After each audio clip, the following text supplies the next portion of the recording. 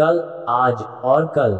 एक दिन बादशाह अकबर ने ऐलान किया कि जो भी मेरे सवालों का सही जवाब देगा उसे भारी इनाम दिया जाएगा। सवाल कुछ इस प्रकार से थे। नंबर 1, ऐसा क्या है जो आज भी है और कल भी रहेगा? नंबर 2, ऐसा क्या है जो आज भी नहीं है और कल भी नहीं होगा? नंबर 3, ऐसा क्या है जो आज तो है लेकिन कल नहीं होगा? इन तीनों सवालों के उदाहरण भी देने थे। किसी को भी चतुराई भरे इन तीनों सवालों का जवाब नहीं सूझ रहा था। तभी बीरबल बोला, हुजूर, आपके सवालों का जवाब मैं दे सकता हूँ, लेकिन इसके लिए आपको मेरे साथ शहर का दौरा करना होगा। तभी आपके सवाल सही ढंग से हल हो पाएंगे। अकबर और बीरबल ने वेश बदला और सूफियों का बाना पहनकर निकल पड़े।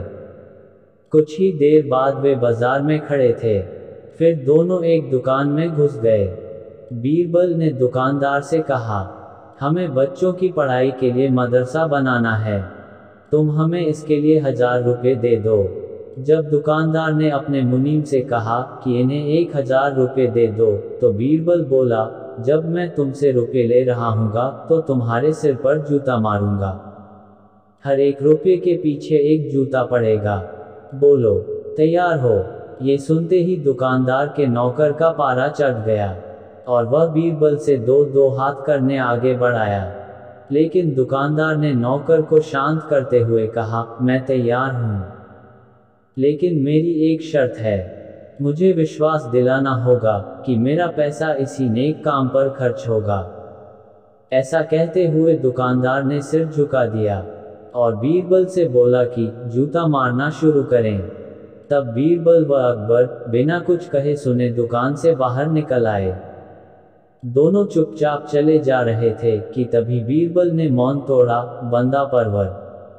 दुकान में जो कुछ हुआ उसका मतलब है कि दुकानदार के पास आज पैसा है और उस पैसे को नेक कामों में लगाने की नीयत भी है, जो उसे आने वाले कल भविष्य में नाम देगी।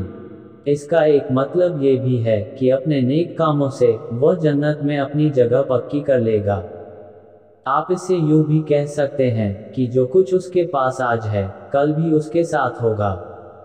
यह आपके पहले सवाल का जवाब है। फिर वे चलते हुए एक भिखारी के पास पहुंचे। उन्होंने देखा कि एक आदमी उसे कुछ खाने को दे रहा है और वह खाने का सामान उस भिखारी की जरूरत से कहीं ज्यादा है। तब बीरबल उस भिखारी से बोला, हम भूखे हैं, कुछ हमें भी दे दो खाने को। ये सुनकर भिखारी बरस पड़ा, भागो यहाँ से, जाने कहाँ से आज जाते हैं मांगने। तब बीरबल बादशाह से बोला, ये रहा हुजूर आपके दूसरे सवाल का जवाब। ये भिखारी ईश्वर को खुश करना नहीं जानता। इसका मतलब यह है कि जो कुछ इसके पास आज है वो कल नहीं होगा। दोनों फिर आगे बढ़ गए। उन्होंने देखा कि एक तपस्वी पेड़ के नीचे तपस्या कर रहा है। बीरबल ने पास जाकर उसके सामने कुछ पैसे रखे। तब वह तपस्वी बोला, इसे हटाओ यहाँ से, मेरे लिए यह बेईमानी से पाया गया पैसा है, ऐसा पैसा मुझे नहीं चाहिए। अब बीरबल बोला, हुजूर, इसका मतलब ये हुआ कि अभी तो नहीं है लेकिन बाद में हो सकता है। आज ये तपस्वी सभी सुखों को नकार रहा है, लेकिन कल यही सब सुख इसके पास होंगे। और हुजूर, चौथी मिसाल आप खुद हैं। पिछले जन्म में आपने शुभ कर्म किए थे, जो ये जीवन आप शानो शौकत के साथ बिता रहे हैं। किसी चीज की कोई कमी नहीं।